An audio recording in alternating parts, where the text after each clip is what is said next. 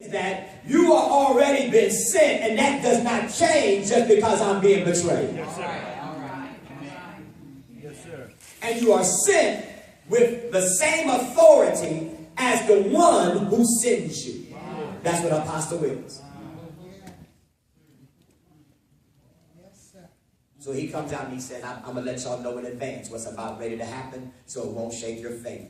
Now you got to see how awesome this is, even for us today. And that's why sometimes God will show you what you're about ready to go into, yes, so that you will be prepared for what is about to come, so that it will not shake or break your faith that when it does happen.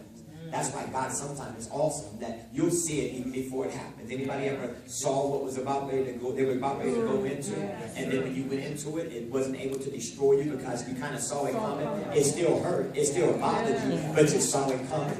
And God said, there are some times that I will reveal to you what is coming so that it will not destroy your faith. Okay, y'all don't get it? Let me see if I can take you back a couple weeks ago. I taught you this on a Sunday, and I said, Jesus had a conversation with Peter. He says, come here, Peter. Mind if I talk to all the disciples? He said, listen, Satan has desired to sift all y'all like wheat. Remember that? I gave you that example on Sunday. The first you that he uses is plural. So in other words, when he says Satan has desired to sift you, he's really saying you all.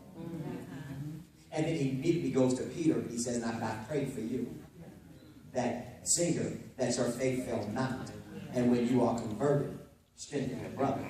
Now watch. So when I begin to look at it, I said that sometimes God will reveal to you, okay, what you're about ready to go into, so that your faith will stay intact.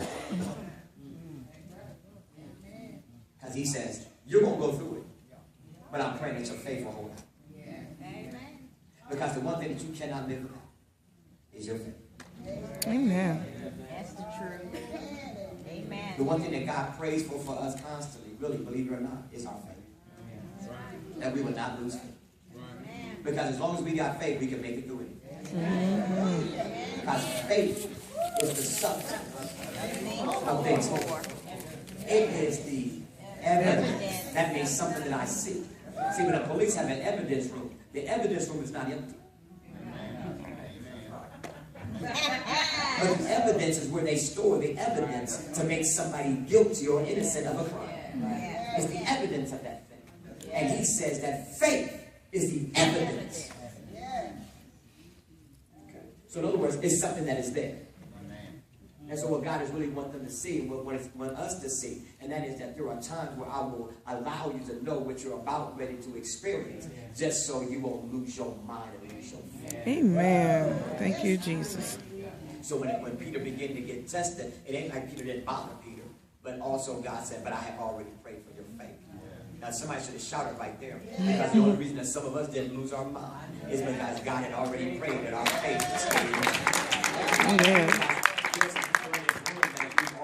There's some things that we've gone through in our lives that should have shook us to the core. And the only reason that we're still here, we really don't even know how we're still here. We don't know how we're still functioning. But God has prayed that our faith will be.